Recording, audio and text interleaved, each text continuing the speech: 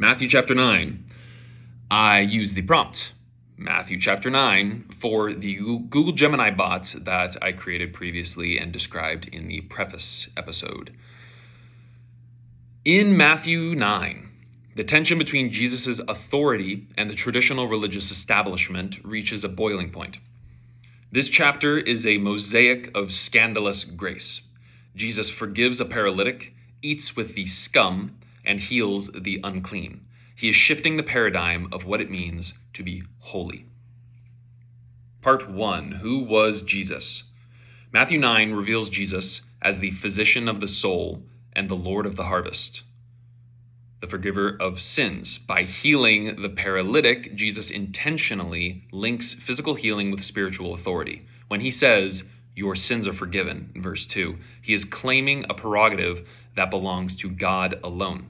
He proves his authority over the invisible sin by his power over the visible paralysis.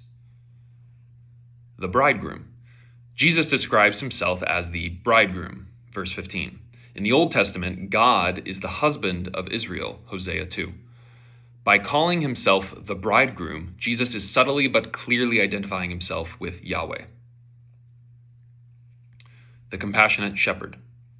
The chapter ends with Jesus looking at the crowds and feeling compassion because they were harassed and helpless like sheep without a shepherd, verse 36.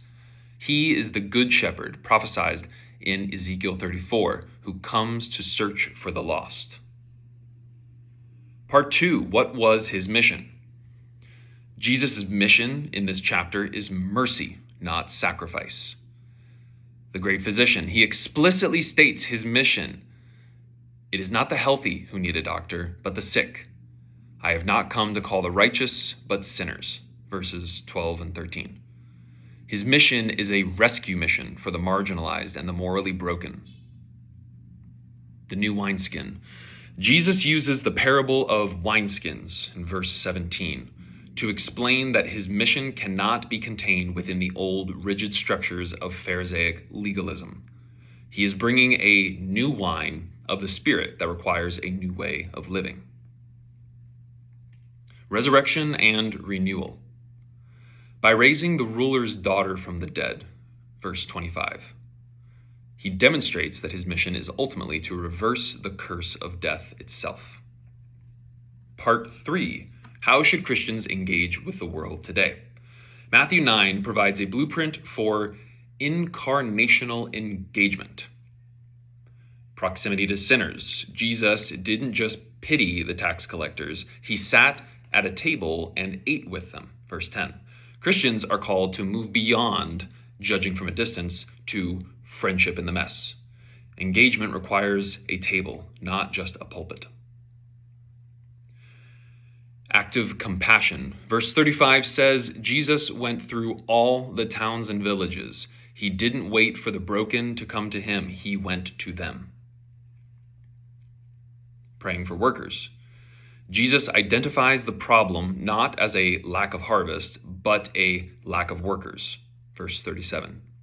Engaging the world means seeing every crisis as an opportunity for more laborers to bring the kingdom's healing.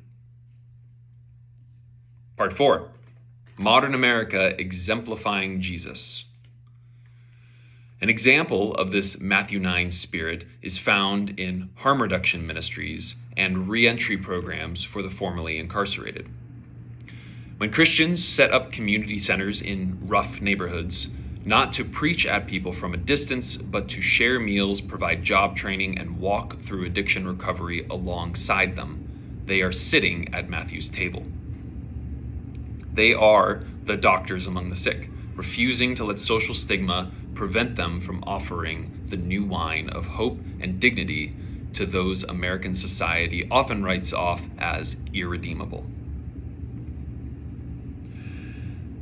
Part 5, modern America, the antithesis. And one of my cats decided to join me for this part.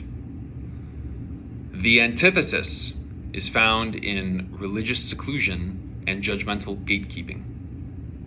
The Pharisees' question. The Pharisees asked, "Why does your teacher eat with tax collectors and sinners?" Verse 11. In modern America, we see this in Christianity that is obsessed with maintaining a clean image and protecting its brand rather than engaging with the broken. The sacrifice over mercy mindset. This is seen when religious or political groups prioritize the letter of the law or doctrinal purity over the actual well-being of suffering human beings. When we are more upset about a sinner entering our space than we are about the sickness that is destroying their life, we have become the old brittle wineskins that Jesus warned would burst.